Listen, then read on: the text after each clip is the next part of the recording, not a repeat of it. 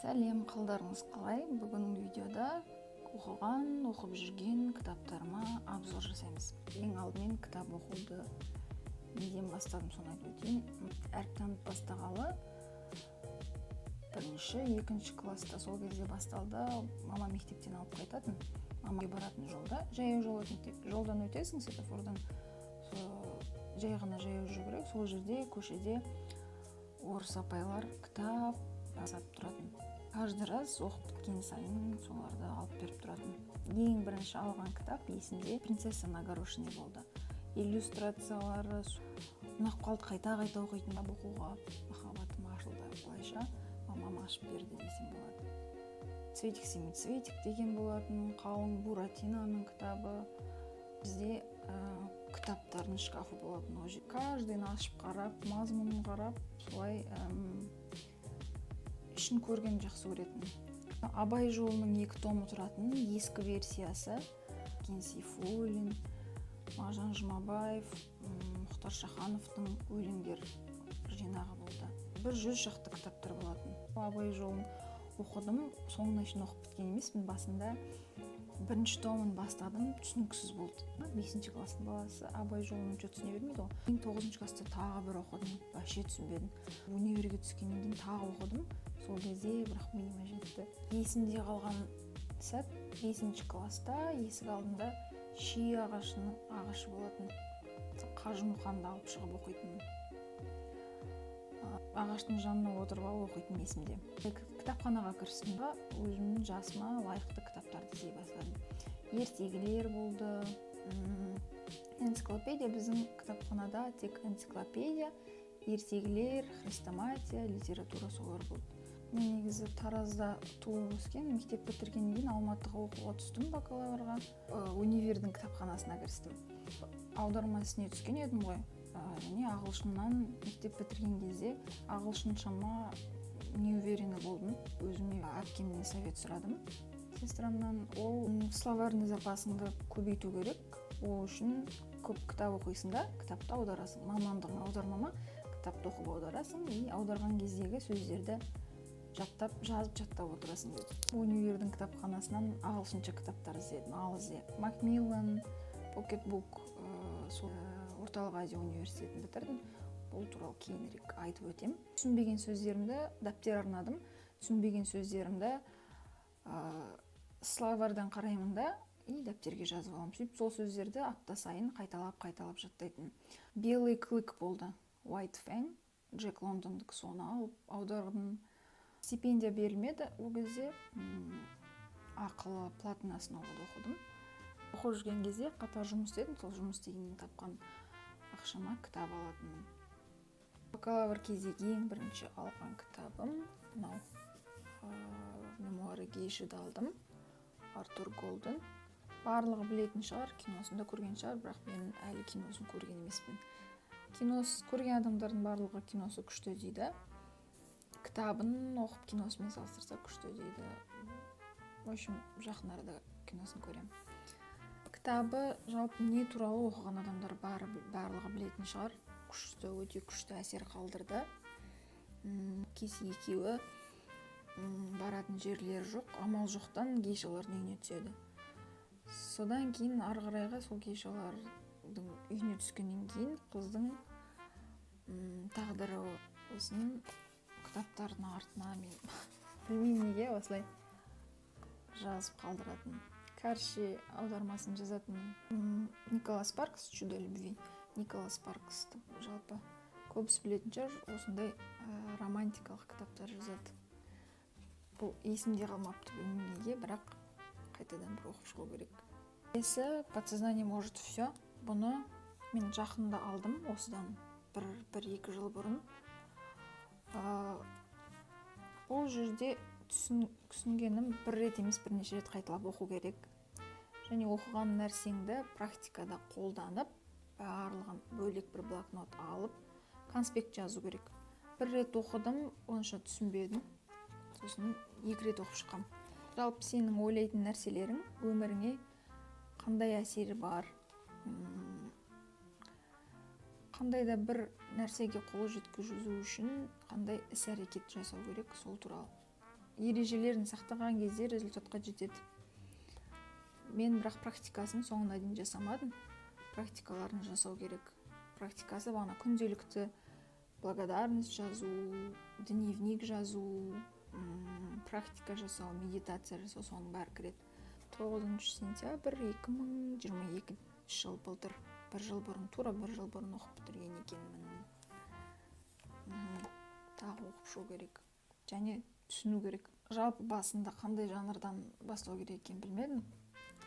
Жай ғана өзіме ұнағаны, көзіме түскенін осылай сатып ала беретінмін. Мынаны мен Академ книжный городтан аламын көбісін. Ал мына Николас Спарксты Flip.kz арасында көп Flip.kz-тің фанат болып кеттім. Сол кезде Flip.kz-тің көп кітап заказ берген, жақсы көретін.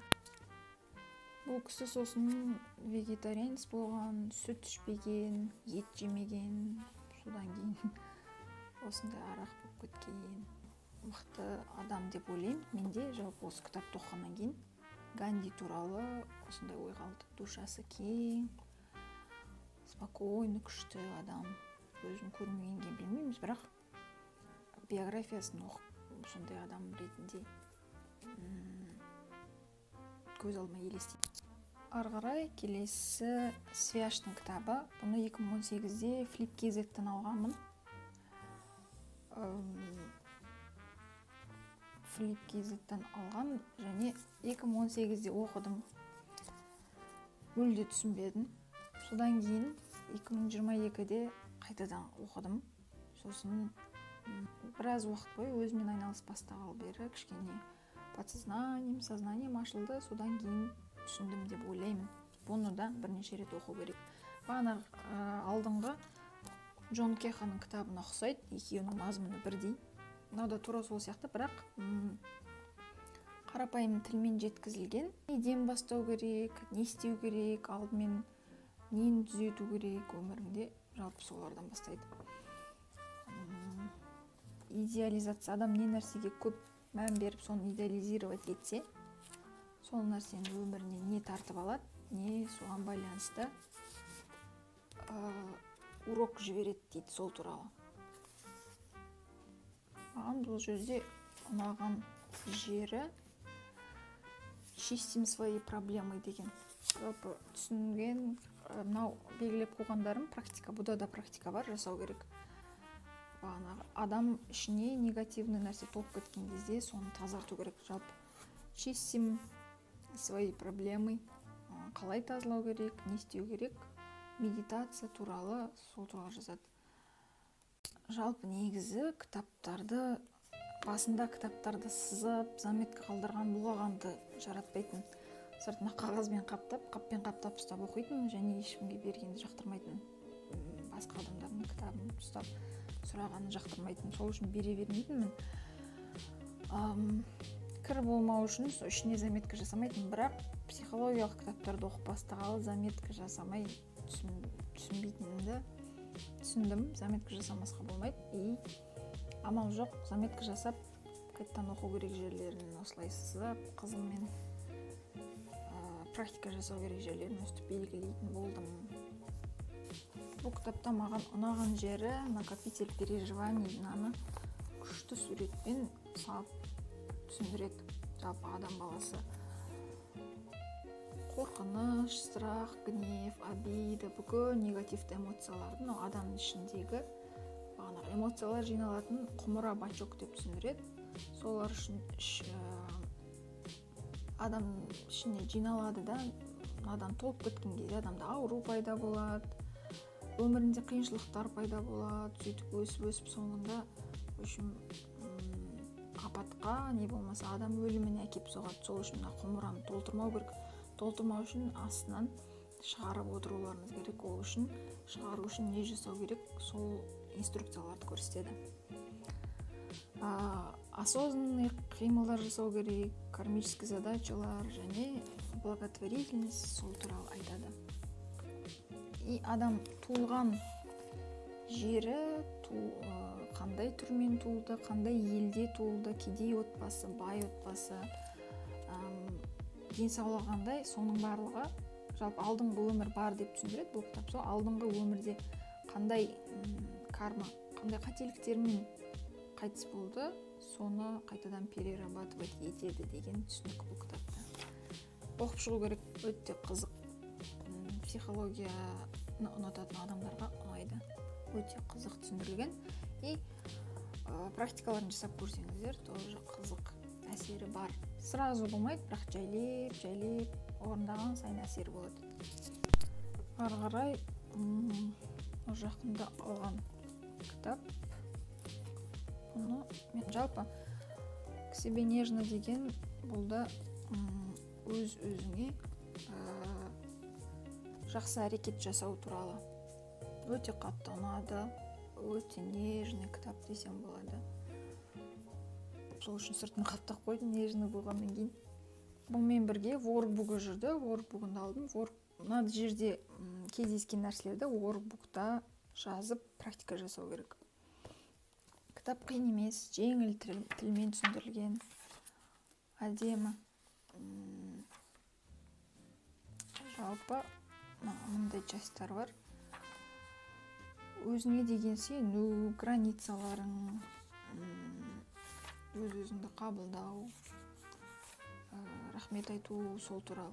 Және әр тараудың басында әдемі ғып сөздер жазып қояды. Осы сөздер маған қатты ұнап, жүрегімнен орын алды. Қандай жағдай болсын, не болмасын, тек өзіңе сену керек. Және өзіңе жүгіну керек. Сол үшін өз-өздеріңді жек көре бермей, все, хватит. Өзіңе құрметпен, уважениемен, сеніммен относитесь. Давайте уже любить себя деген шайналып кеткен әңгіме. Сол үшін бессмысленно проживать чужую жизнь, и нужно делать что-то со своей жизнью. Тура мен сияқты ғой. Маған қатты отклик берді. Кітапты оқып жылаған кездерімде болды. Сол үшін осы кітаптан кейін өз-өзіме қарайын, өз өмірді қолға алу керек деген ойға келдім. Ешім біремін, дәл қазір қандайсыз заданиялар болады, жазу керек. Мне о себе в настоящем времени написать, какая вы не найда. Сосын күнделікті 30 күндік челлендж болады. Капсула запахов, қандай естер ұнайды, не жасаған ұнайды. Ойлануға уақыт керек, өзіңе комплимент айту керек. Содан кейін письмо себе в прошлое и письмо себе в будущее дегендер бар. Солар соңына дейін орындап бітпедім. 30 күндік тапсырма орындау керек. Сосын соңында мына жерде кітаптардың списогі бар. Автор өзі оқыған және рекомендовать ететін кітаптар бар. Осы ұнады. Өте күшті кітап. Инстаграмыма да салдым. Түсінгенімді, осознаниемді. Авторды отмечать етіп қойдым. Жалпы ұнады, күшті кітап. Обязательно оқу керек и периодически оқып тұру керек бұл кітапты. Өйткені өз-өзіңе құрметпен қарау керек деген нәрсені. Жалпы қыз баласына нежность керек қой бірінші очередь. Сол үшін соны еске салып тұратын кітап. Всем советую. Воркбугын тоже түгелімен орындап шықтым. Сызып, жазып ұнады. Воркбугында мен туралы адам өз-өзімен жалпы жұмыс жасауды үйретеді воркбук. Ұнайтын нәрселерің, мен қандаймын, мен өзіме не рұқсат етемін, мен рұқсат етпеймін, мен границаларым қандай. Маған не ұнамайды, және басқа адамдар саған ұнайды деп нені іліп жүрді, солардан арылуға көмектеседі. Практикалар бар, ұнайтын нәрселер и ресурс туралы жазады.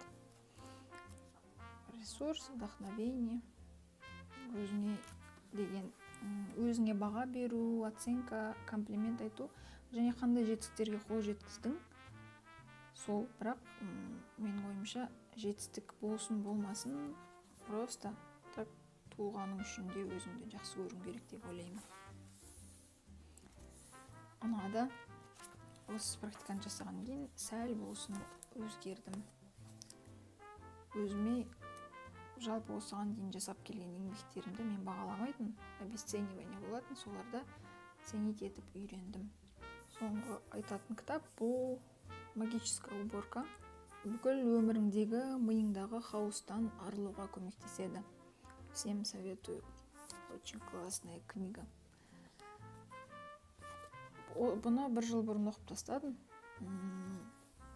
Оқығаннан кейін сразу осы кітап бойынша расхламление жасадым. Расхламление жасағаннан кейін сенесіздер ме, комнатам вообще шашылмайтын болды.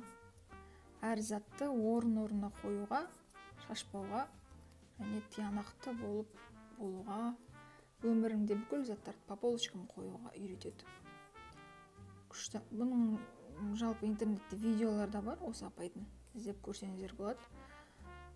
Қалай жасайды? Жалпы Мари Кондо деген ол уборка жасаудан эксперт, адамдардың үйлеріне, офистарға барып уборка жасап береді. Сол неден бастап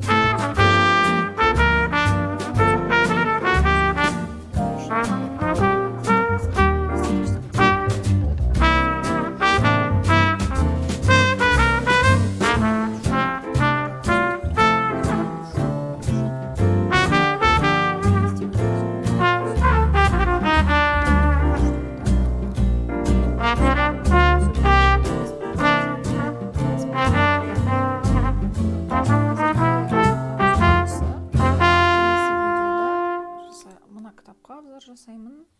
Мұндай да алған кезім болды Flip.kz-тан. Сосын Дэн Браунның, кім Дэн Браунды сүйіп оқиды, Дэн Браунның кітаптарын, сборниктарына обзор жасаймын. Сол үшін келесі видеоны жіберіп алмай, подписка жасаңыздар, лайк, комментарий, тіркелуді ұмытпаңыздар. Келесіде кездескенше. Пока.